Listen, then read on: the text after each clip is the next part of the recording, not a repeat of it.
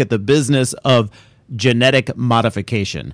Several times on this program, we've discussed the consequences of modifying various plants, but we've never really delved into a growing area of genetic research involving the tweaking of animal DNA. Joining us this morning here on the Etrick Explore radio program is author Emily Anthes. Her new book, Frankenstein's Cat, takes a look at this expanding sector of the biotech industry. Emily, welcome to the program. Thanks for having me.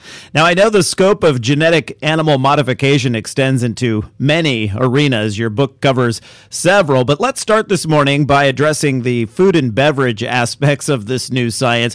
Are there currently any genetically modified animals being used as a source for consumer food products? They're not on the market currently. There is one before the FDA for review. That's the genetically modified salmon that listeners have probably heard something about, but nothing's been approved to be on the marketplace yet. Nothing approved. The fish by Aqua Advantage has not, like you said, has not received approval, although it looks like it's going in that direction. How do you foresee this technology being embraced by shoppers and restaurants should the fish eventually come to market?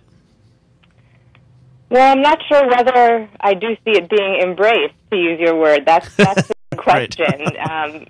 And one of the things I learned in doing the research for my book is that debates over genetic technology rarely come down to the science.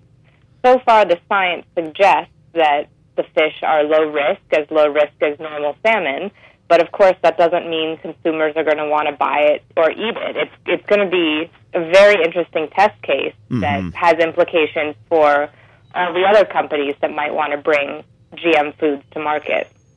Now, there's no currently, like we were mentioning, there is no consumer product out there, but there have been, say, beverage uses. You talk about milk that has been genetically, or the animals have been genetically modified to change the, is it the protein content of their milk?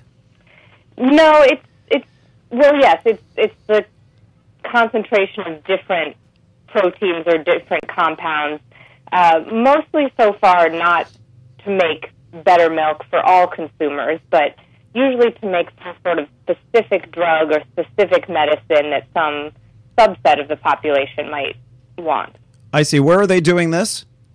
Well, there are a bunch of different labs doing it. There's one in California, and they're moving some of their goats to Brazil. There is actually one drug on the market already that comes from a herd of goats based in Massachusetts, and they make a human medicinal protein in their milk, and the milk is then purified, and this drug is extracted, and it can be prescribed. It's for a relatively rare genetic condition, so it's not a mainstream compound, but it is on the market. It's the first GM animal drug to get approved. Is the only way to make the protein through the goats, or is that just a less expensive way to go about it? It's not the only way, but it's not just less expensive, it is much more efficient. So these human proteins are very hard to produce on an industrial level with machines or in cells because they're very complex. And so some of these medicines, there are shortages of them, and patients just flat out can't get the medicines they need. So the idea is that dairy animals, which make all this milk and all this protein already, might be a way to increase production of these important drugs. So where does the public stand on the ethics surrounding genetically modified animals for medical research? Or like you said, you have this rare disease that needs this drug, and the goats can produce the protein to create it. Where do they stand in this arena? That's a good question. There haven't been a lot of public opinion surveys on the use of GE animals to produce drugs. I think that's partly because, as I mentioned, so far the drugs that are being produced are really for a very small population of patients. And I think for those patients who need it, it can be a godsend. But we haven't seen drugs produced for widespread illnesses. So there are some scientists right now working on creating genetically engineered goat's milk that could be used to treat childhood diarrhea. And that's a very common ailment, and that'll be interesting to see if it makes it onto the market, whether the public will really embrace that medicine and embrace that technology. The milk is higher in an antibiotic that keeps the child from getting foodborne diarrhea? Yeah, it works in two different ways. So it busts up things like E. coli and other bacteria that cause diarrhea and could maybe cure cases of diarrhea, but scientists also think it might be able to prevent diarrhea by just fostering healthier intestinal systems in children. Now, clearly, the children who live in portions of the country where this would be a huge problem, there's a high infant mortality rate associated with the diarrhea, so lives would be saved.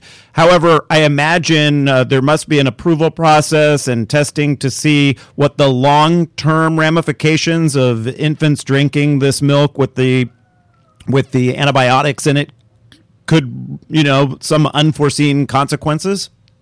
Right. That will be one of the steps that's required in order for this milk to come to market. It's still pretty early days. Right now, the scientists have been testing the milk in pigs who, as it happens, have digestive systems that are pretty similar to our own, and the data looks encouraging, but they haven't started any human trials next. And, before the FDA ever approves this, they'll require some extensive human testing and trials.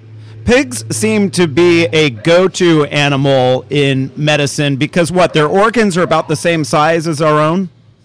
That's right, and they work in pretty similar ways. They're also less ethically loaded than, say, apes. Of course, there are also welfare issues and ethical concerns about using any animals in research, but apes, for instance, who have bodies that are very similar to our own, are thought to be more cognitively sophisticated, and so it's a little harder to get permission and sort of sanctions to do this work on apes. So right. Researchers seem to have settled on pigs. I think because we just look at a pig and we don't think about how smart it might be. Fact of the matter is, pigs are actually highly intelligent, but we just don't, like you said, we don't put that connection together like we do with apes. Right, and there are certainly plenty of people who don't believe pigs should be used for this research either, and that's a totally legitimate point, but they seem to be less controversial than apes. Now, my sister had a mother-in-law who had a pig valve in her heart, but there are genetic steps being taken not just for the pig valve to be used, but an entire pig heart. Exactly. So there's, as anyone who has a family member who's needed an organ knows, there's a shortage of human organ donors worldwide. And because pigs have organs that are so similar to our own, there's hope among surgeons that maybe we could use pigs as organ donors. The problem is that pig organs are coated with these special sugars that don't occur in human organs. So as soon as you put a pig organ, a whole heart, for instance, in the human body, our immune systems immediately recognize that it's foreign and they reject it. So what scientists have been doing is they've been engineering pigs that don't make these sugars on their organs. Essentially, they're genetically engineering animals whose organs look more like human organs. So again, this research is still in early stages, but the idea is that maybe our bodies will accept these engineered organs more readily. We're speaking with author Emily Anthes. Her new book, Frankenstein's Cat, is available.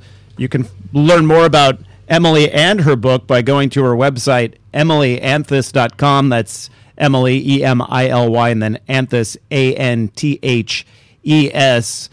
Emily, I imagine there are a wide range of countries that, when it comes to the laws surrounding genetic modification of animals, everything from high regulation to low regulation. You mentioned that some of the research from California has left for Brazil. I understand it it's rather lax in China when it comes to genetic modification of animals, where they're doing some interesting research with rats. Or is it mice? It's mice, but yes, China, some countries we're seeing really embrace this technology and sort of viewing it as an engine for growth and competitiveness on an international stage. And China is one of them, Brazil is one of them, India is one of them. They're really putting a lot of resources into animal biotechnology. Now, do I understand in China they're taking these mice and they're one by one turning off certain genes that might be connected to a trait like male pattern baldness or whatever it might be, and randomly they're doing this until they hit every single gene? That's exactly right. They want to create a strain of mice for essentially every gene in the mouse genome, in which each strain of mouse has one gene that's disabled. And the idea is that by doing this, you can gain a lot of insight into how these genes work. If you turn one gene off and the mouse suddenly goes bald, for instance, then you know that gene might have something to do with baldness. Emily, we're going to have to leave it there. Author Emily Anthes, Frankenstein's Cat. Thank you for joining us today. Thanks for having me. California business owners, entrepreneurs, farmers, authors, and other professionals, this message is for you.